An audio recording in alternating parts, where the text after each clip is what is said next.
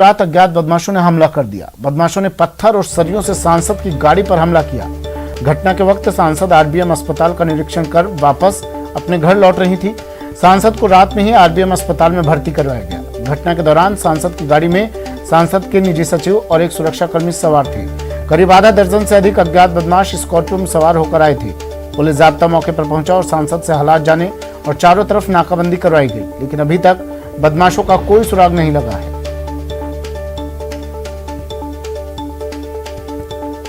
भरतपुर सांसद रंजीता कोली की गाड़ी पर हमला। देर रात अज्ञात बदमाशों ने हमला किया। पत्थर और सरियों से हमला किया गया। हादसे के वक्त सांसद गाड़ी में ही थी। निजी सचिव और एक सुरक्षाकर्मी भी इस गाड़ी में सवार थे। रात के दौरे पर निकली थी सांसद। अस्पतालों का जायजा ले रही थी। धरसोनी गांव के पास की घटना है। सर्किट हाउस पहुंचकर आईजी प्रसन्न कुमार ने सांसद से मुलाकात भी की।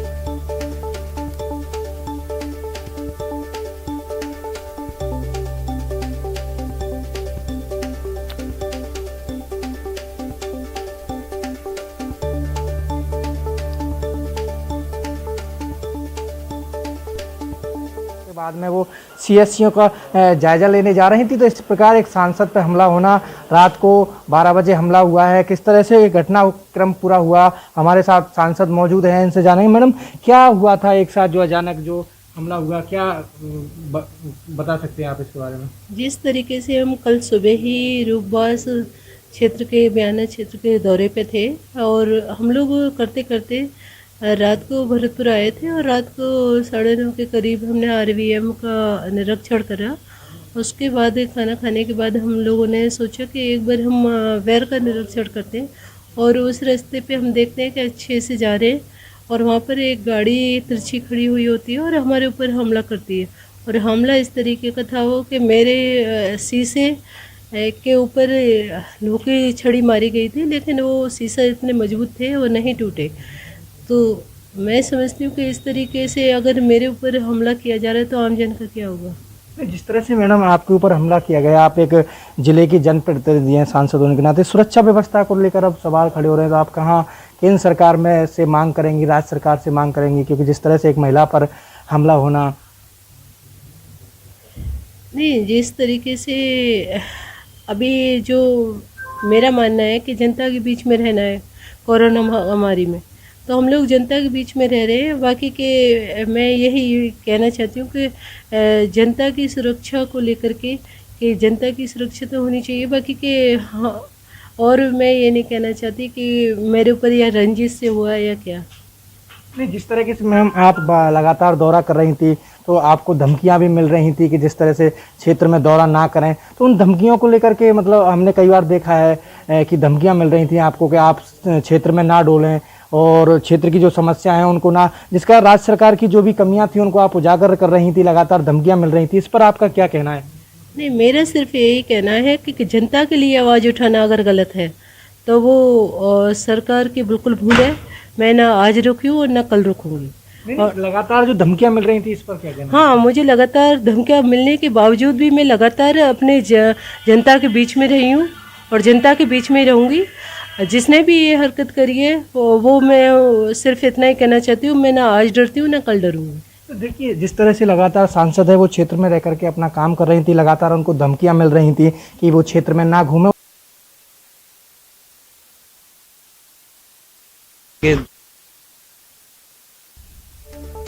मैं कल रात को जैसे जानकारी मिली तो पता चला कि एमपी साहब वैर सीएचसी का विज़िट करने जा रही थी और उस दौरान ही हमला हुआ है। एफआईआर दे दी है एमपी साहब ने और हम उसकी तफ्तीश कर रहे हैं। अभी मैं और एसपी साहब मैडम का कुशलक्षेम जानने के लिए आज हम इनसे बात करी है, तो थोड़ा डर है, थोड़ा घबराहट है, पर डॉक्टर से भी बात हुई, अभी कोई घबराने की बात नहीं है और हम रेगुलर जो स्थिति है उसकी मॉनिटरिंग कर रहे हैं। मेरे पास जैसे सांसद महोदया के गनमैन का फ़ोन आया, ड्राइवर और गनमैन का, लगभग 12:05 के आसपास मेरा फ़ोन आया था। इन्होंने कहा कि वैर ये जो जाते हुए हलाना साइड से जब जाते हैं वैर रास्ते पर कोई वारदात हुई है, तो तुरंत कंट्रोल रूम के मार्फत तो मैंने सीओ एसएचओ भुसावर, सीओ जो है अपने भुसावर बैठते हैं, एसएचओ हलाना वैर, इन सबको एक्टिवेट किया और तुरंत मौके पर जाने के लिए। जो जाने का समय लगता है उतना तो लगा होगा, बाकी उसके अलावा कंट्रोल रूम से जैसे मैंने बात की उनका साहब इतला आ गई है और संबंधित जैसे चोज को उनको रवाना कर दिया है। ये वही गाड़ी है जिस पर रात को हमला किया गया था, सांसद की गाड़ी है। इस गाड़ी को उनके जो निजी सचिव थे वो चला रहे थे। इस गाड़ी पर ताबड़तोड़ सरियों से और पत्थरों से हमला किया गया था। शीशे हैं वो काफ़ी मजबूत थे, सरियों के निशान अभी भी इन शीशों पर बने हुए हैं। इस सीट पर सांसद, आगे की सीट पर सांसद बैठी थी, देखिए शीशे पर अभी भी सरिये के निशान हैं वो दिखाई दे रहे हैं। तो आगे की सीट पर काफ़ी जो है उन्होंने जान से मारने का जो है प्लान था, उनका हमला किया था, उसने मकसद से हमला किया था। लेकिन वो है गनीमत रही कि शीशे काफ़ी मजबूत थे, टूट नहीं पाए। लेकिन उन्होंने जिस तरह से सरिये और पत्थरों का हमला किया था, ये शीशा आप देख सकते हैं किस तरह से पूरी जो गाड़ी है पीछे से क्षतिग्रस्त है और पूरा टूट गया है। गनीमत रही कि इसमें कोई भी घायल नहीं हुआ है। जो सांसद के निजी सचिव थे उनकी सूझबूझ से और जो है सांसद की जान बची है। जिस गाड़ी को सांसद के निजी सचिव चला रहे थे वो हमारे साथ मौजूद हैं, उनसे हम जानेंगे कि किस तरह ये पूरा घटनाक्रम था, क्या वाकया आपके साथ हुआ था। हम लोग आरबीएम से चेक करके एमपी साहब जा रही थी वैर की तरफ, वैर के सीएससी सेंटर को चेक करना था। तो उसको हमने चेक करते हुए हम लोग वहाँ पर गए, रास्ते में ही थे। घरसोनी एक गांव आता है, उसके पार करने के बाद एक स्कॉर्पियो गाड़ी खड़ी हुई थी। तो वो तिरछी खड़ी थी जैसे मेरी तरफ, मतलब रास्ता बंद करेगा। तो मैंने गाड़ी पहले थोड़ा स्लो कर लिया, स्लो ही थी गाड़ी, 40 की स्पीड पे थी। तो जैसे ही मैंने थोड़ा सा गाड़ी रोकने की कोशिश की तो उसमें से लोग उतरना शुरू हो गए। तो मेरे को थोड़ा अंदेशा हुआ शायद कोई चीज़ गलत है। तो मैं जैसे ही मैंने रोका तो वो हमारी तरफ आए, तो इतने हमारा पीएसओ भैया हैं जो उतर के जाने लगे। तो हमने उनको मना करा नहीं, क्योंकि उनके पास जैसे उतरते दिख रहा था कि डंडा है, रोड है, इस तरीके से।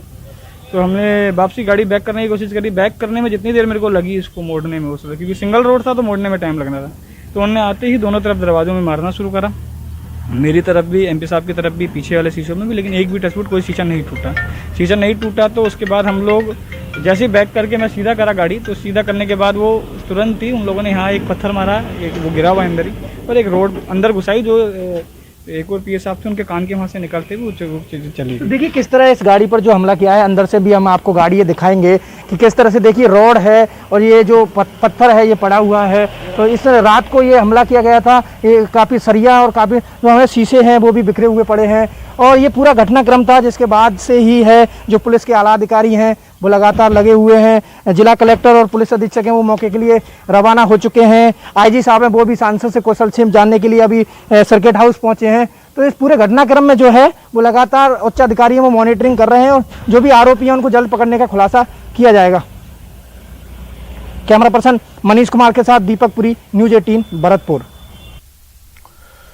और सांसद रंजीता कोली पर जानलेवा हमले के बाद पूर्व सीएम वसुंधरा राजे ने सांसद से बात की, पूरे घटनाक्रम की जानकारी ली। राजे ने अधिकारियों को भी निर्देशित किया। सतीश पूनिया से भी वसुंधरा राजे ने बातचीत की। प्रदेश महामंत्री भजनलाल शर्मा भी सर्किट हाउस पहुंचे। सांसद से पूरे घटनाक्रम की जानकारी ली जा रही है। वहीं सांसद रंजीता कोली पर हमले के बाद प्रदेश सरकार पर बीजेपी जमकर बरसी। सतीश पूनिया ने कहा कि सीएचसी निरीक्षण के दौरान हमला किया गया है, प्रदेश में महिलाएं सुरक्षित नहीं हैं, जनप्रतिनिधि पर जानलेवा हमला दुर्भाग्यपूर्ण। वहीं रंजीता कोली पर जानलेवा हमले पर पूर्व पर्यटन मंत्री विश्वेंद्र सिंह ने प्रतिक्रिया दी। विश्वेंद्र सिंह ने सांसद से फोन पर बात की, जल्द सीएम से मिलकर मामले की जांच करवाने की बात कही। सांसद पर हमला होना निंदनीय, विश्वेंद्र सिंह ने कहा। बात अब कोरोना संक्रमण की, कोरोना पर अपडेट आपको दे देते हैं। प्रदेश भर में कोरोना अपडेट सख्ती से अब कोरोना की रफ्तार कम हो रही है। पिछले 24 घंटे में 3454 कोरोना पॉजिटिव केसेस सामने आए हैं। 85 कोरोना संक्रमितों की मौत भी हुई है। जयपुर में 775 पॉजिटिव केस आए हैं, 20 की मौत दर्ज की गई है। प्रदेश भर में 10,396 लोग रिकवर भी हुए हैं। प्रदेश में 71,000 से कम अब एक्टिव केसेस।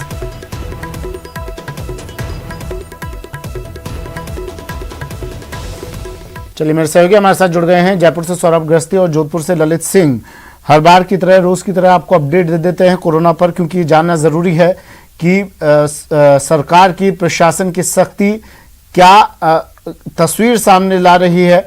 सौरभ हमारे साथ जुड़े हुए हैं जयपुर से। सौरभ, क्या हाल राजधानी जयपुर के और प्रदेश भर के?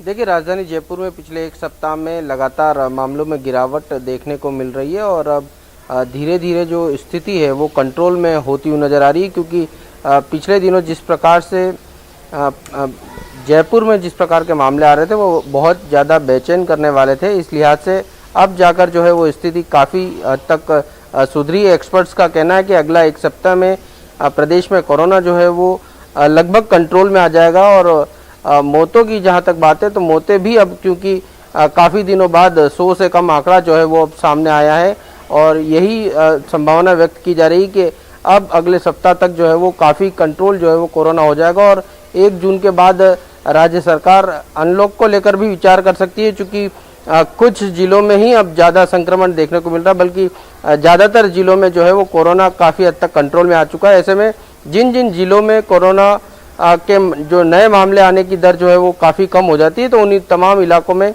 राहत जो है वो राज्य सरकार द्वारा दी जा सकती है। जी चलिए जोधपुर ले चलते हैं। ललित हमारे साथ जुड़े हुए हैं। देखिए, पहले जन अनुशासन पखवाड़ा लगाया गया, लोग नहीं माने। उसके बाद रेड अलर्ट जन अनुशासन पखवाड़ा लगाया गया, लोग फिर भी नहीं माने। ललित, और जोधपुर की तस्वीरें तो ललित आप लगातार हमें दिखाते रहे हैं, वहां पर लोग समझने को तैयार नहीं हैं। आंकड़े हालांकि कम हो रहे हैं, लेकिन समझना ये होगा कि कोरोना अभी पूरी तरह से गया नहीं है। अभी लोगों की जागरूकता ही इसे रोकने में सबसे ज्यादा काम आएगी। क्या तस्वीरें जोधपुर से ललित?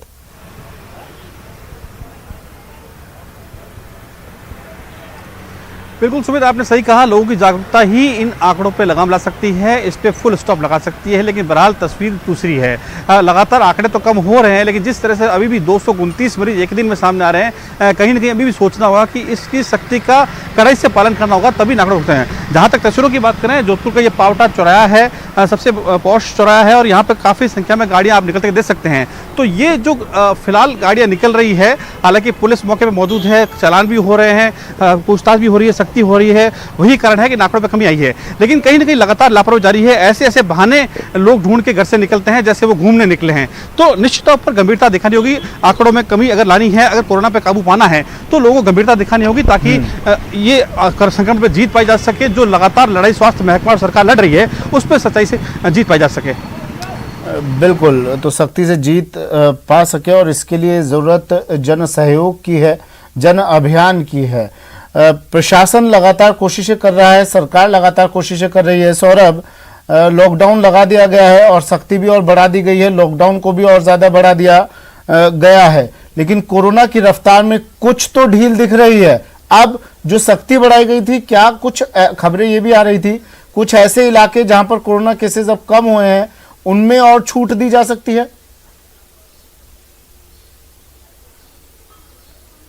जी बिल्कुल दी जा सकती है, क्योंकि जालोर, करौली ऐसे जिले हैं जहां पर 10 से कम मामले लगातार पिछले कई दिनों से देखने को मिल रहे हैं। इसके अलावा दूसरे इलाकों में भी जो है वो मामले अब धीरे धीरे कम होने वाले हैं। इसीलिए एक सप्ताह जो है वो काफ़ी महत्वपूर्ण रहने वाला है। एक सप्ताह में स्थितियां जो है वो बिल्कुल उलट जो है वो नजर आ सकती हैं और कई जिलों में कोरोना जो है वो लगभग कंट्रोल में आ सकता है। तमाम जानकारी के लिए ललित, आपका भी शुक्रिया तमाम जानकारी के लिए। बढ़ते हैं अगली खबर की ओर। कांग्रेस अब महंगाई को लेकर केंद्र पर सोशल वॉर की तैयारी में है। कांग्रेस ने महंगाई के खिलाफ सोशल मीडिया पर आम जनता की आवाज उठाने का फैसला किया है। ये रिपोर्ट देखिए। केंद्र पर होगा सोशल वार। महंगाई के खिलाफ कांग्रेस का प्लान। हमारी पार्टी प्रदेश कांग्रेस कमेटी के तमाम नेता, एमएलए, मंत्री, सब लोग, हम लोग प्रदेश कांग्रेस कमेटी के आम कार्यकर्ता, सब लोग मिलकर के एक अभियान चलाएंगे सोशल मीडिया के ऊपर, जिससे कहीं न कहीं इनके कान में जूं रेगे और ये महंगाई के ऊपर काबू पा सके। तैयारी पूरी है। कांग्रेस ने बकायदा प्लान तैयार कर लिया है। सोशल मीडिया की फौज को उतार दिया है। कांग्रेस का प्लान है महंगाई से त्रस्त आम आदमी की आवाज उठाने का, सोशल मीडिया के जरिए अभियान चलाने का। मैं समझता हूं हम प्रदेश कांग्रेस कमेटी की तरफ से अभियान चलाएंगे कि महंगाई पे अंकुश लगाए केंद्र की सरकार। पेट्रोल हो, डीजल हो, दूसरे आप लोहे का भाव देखिए, इन 4 महीनों में, 6 महीनों में तिगुना हो गया लोहे का भाव। दूसरी चीजों का भाव देख लीजिए आप, पेट्रोल डीजल का भाव देख लीजिए, जिसका हर चीज पे असर पड़ता है और हर वर्ग पे असर पड़ता है। ये नहीं है कि पैसे वाले जो पेट्रोल और डीजल जो कार मेंटेन करते हैं उन्हीं पे फर्क पड़ता है। जो गरीब के लिए जो राशन आ रहा है खाने के लिए, उसमें भी वही अगर ट्रांसपोर्टेशन में पैसा ज्यादा लगेगा तो वो तो उसी के बाहर पड़ेगा। यही नहीं, गोविंद सिंह डोटासरा ने केंद्र सरकार पर निशाना साधते हुए कहा कि जो लोग सोशल मीडिया के जरिए सत्ता में आए, अब वही लोग सोशल मीडिया पर अंकुश लगाने की कोशिश कर रहे हैं। आप समझ सकते हो कि महंगाई की मार हर वर्ग के ऊपर पड़ रही है और दूसरी तरफ से ये कोरोना महामारी, ऐसे में देश के लोग इतने खपा है कि शब्दों में बयान नहीं किए जा सकते। आज सोशल मीडिया के ऊपर आप देख लीजिए, यही मोदी जी जो सोशल मीडिया से सरकार में आए थे विपक्ष की छवि खराब करके, आज ये रोजाना मीटिंगें कर रहे हैं केंद्र में कि सोशल मीडिया पे कैसे अंकुश लगाया जाए जिससे हमारी छवि को नुकसान नहीं और हमारी हकीकत बाहर नहीं जा पाए। वहीं प्रताप सिंह खाचरियावास ने भी महंगाई के मुद्दे को लेकर केंद्र सरकार पर हमला बोला। क्रूड ऑयल सस्ता हो रहा है पूरी दुनिया में, यहाँ पेट्रोल डीजल महंगा हो रहा है और गैस सिलेंडर के दाम 7वें आसमान पर है। सब्सिडी खत्म हो गई, लोग भूख से मर रहे हैं, लोग बिना ऑक्सीजन के मर रहे हैं, लोग बेरोजगारी से मर रहे हैं। किसी से मतलब नहीं है। देश की जनता का खजाना, राजा उसको कहते हैं जो संकट में खजाना खोल दे। यहाँ खजाना भरने में लगे हुए, आज भी 25-30 पैसे पेट्रोल डीजल के दाम बढ़े हैं। ये लड़ाई कांग्रेस और बीजेपी की नहीं है, ये लड़ाई हिंदू मुसलमान सिख ईसाई की नहीं है, ये देश की जनता को बचाने की है। राजा की और सरकार की परीक्षा संकट में होती है। साफ है, आने वाले दिनों में सोशल मीडिया पर महंगाई को लेकर कांग्रेस बनाम बीजेपी की जंग छिड़ने वाली है। जयपुर से न्यूज़ 18 के लिए दिनेश शर्मा की रिपोर्ट। चलिए, इस बुलेटिन में फिलहाल इतना ही। खबरों का सिलसिला आगे जारी रखेंगी सहयोगी आरजू।